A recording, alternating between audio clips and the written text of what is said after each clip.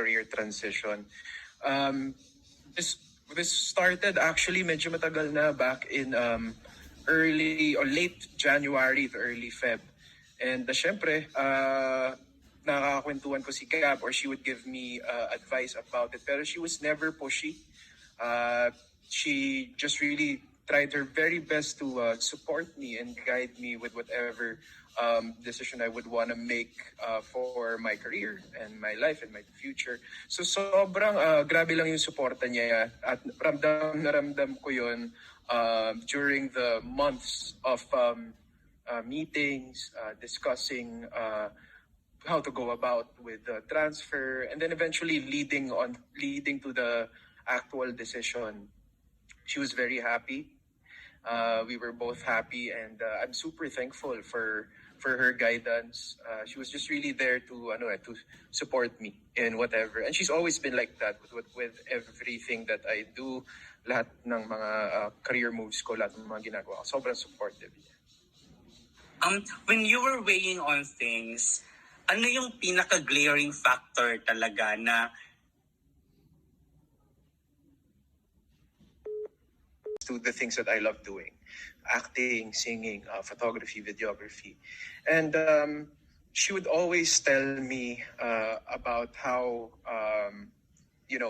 GMA could offer an artist center could help me out in reaching my dreams.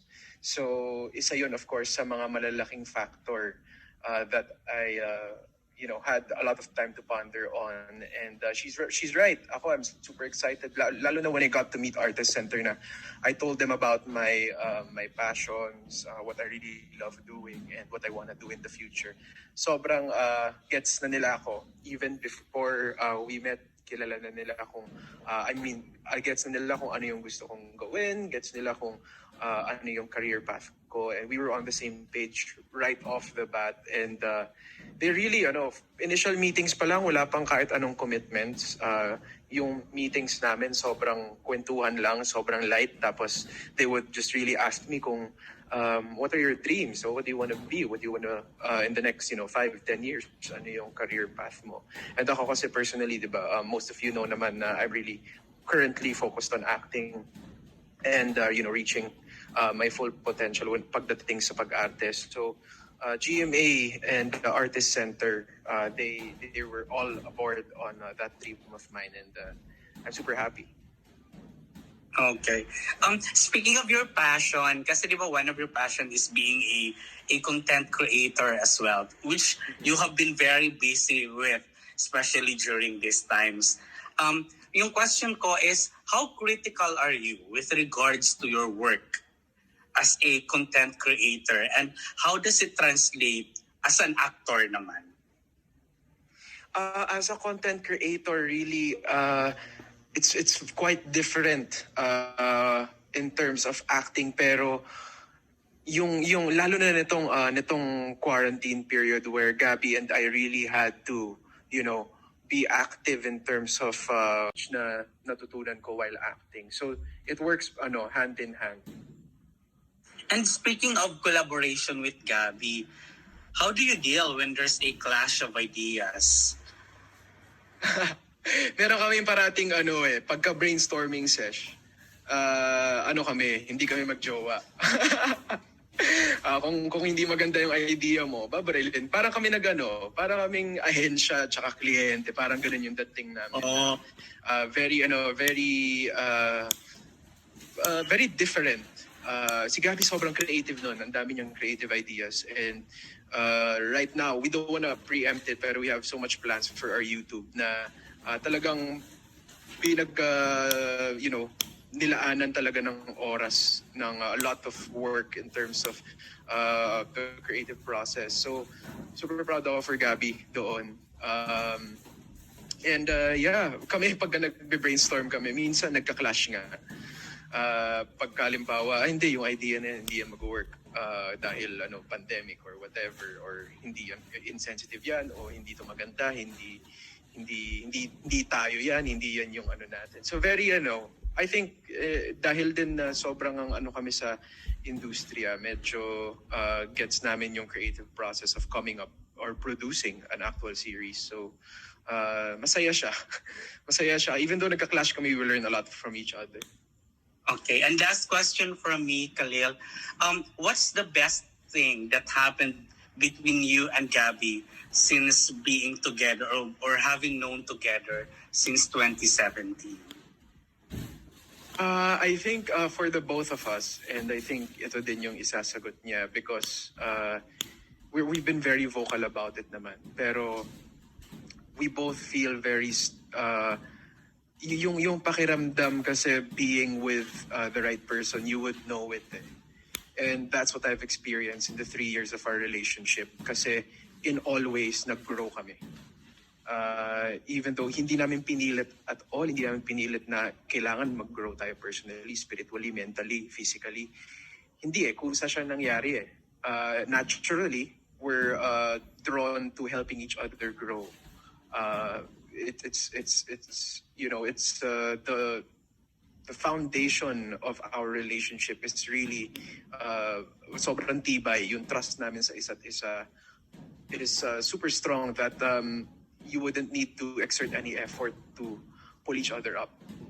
And yun, over the past few years, the best thing that happened for me personally is really the amount of growth that I experienced on all the aspects of my life. I became closer to my family, her family. I started managing my time better. I started, really forging my path as a storyteller.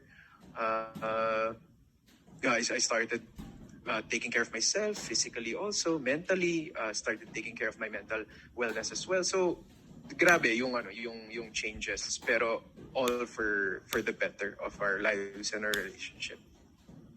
Okay, thank you so much, Khalil. Probably the biggest since pinaka-recent siya. And we talked about this also in the vlog that you watched also probably. It's my personal realization is the importance of valuing communication and relationships, not only to your partner but also to everyone else. Ako kasi yung tendency ko as a person, whenever I experience problems, anxieties, or whenever I feel down or may nangyari na may nangyaring rejection or things didn't go my way, nature ko growing up is isosolohin ko yun. I wouldn't communicate it with anyone, not even my parents. I wouldn't communicate it with my friends. I wouldn't communicate it with my partner. So I always just try to take it head on alone without any help. And what I realized with Gabby is kasi she's vocal naman about everything. Whenever she feels any negative energy, if she feels sad, if she feels angry, she would tell me. Gabby kasi she's super straightforward. Walang niya tinatago yung nararamdaman niya. So ako, that's what I learned a lot. That's what I learned from her. One of the things lang among the others that I learned from her is to really communicate to the people that I love. It's not ignoring your feelings. It's not ignoring the value of the relationship, the connection that you have with people, because these people love you. These people care for you. These people, want to help you. So that helped me a lot, lalo na nitong pandemya. Kasi syempre tayo may sariling iba-iba tayo ng ways of coping with isolation. Lalo na right now, lalo na nung ECQ, panahon ng ECQ. And she helped me through it. Kasi there were days talaga na, di ba, yung routine mo, magising, kumain, balik tulog. Tapos ang daming nangyari sunod-sunod. So it really, I came to a point na parang I was really bothered.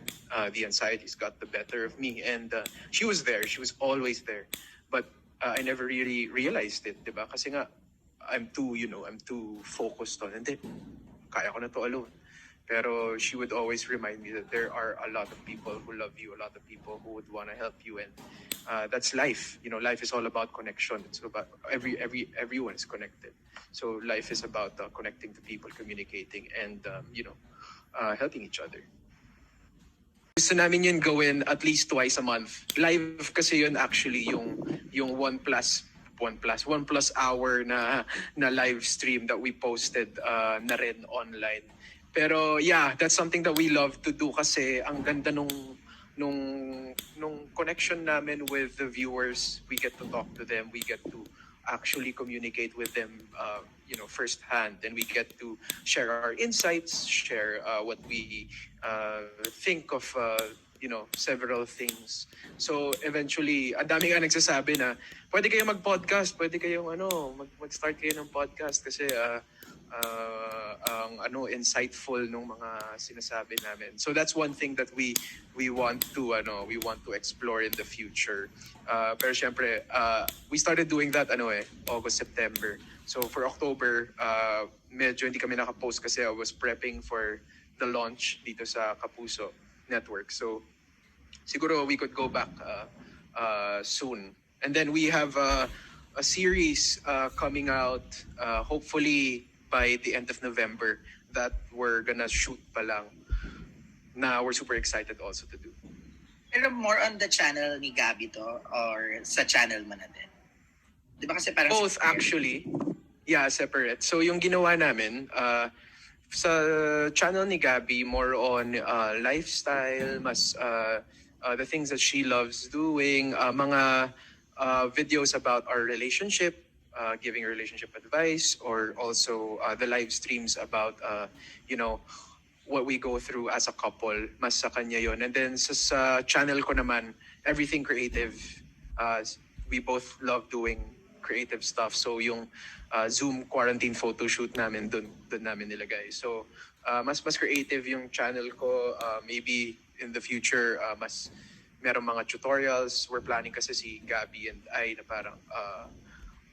parang creative process, a walkthrough on how Gabby is as a model and how we come up with content and how I shoot videos, how I shoot photos.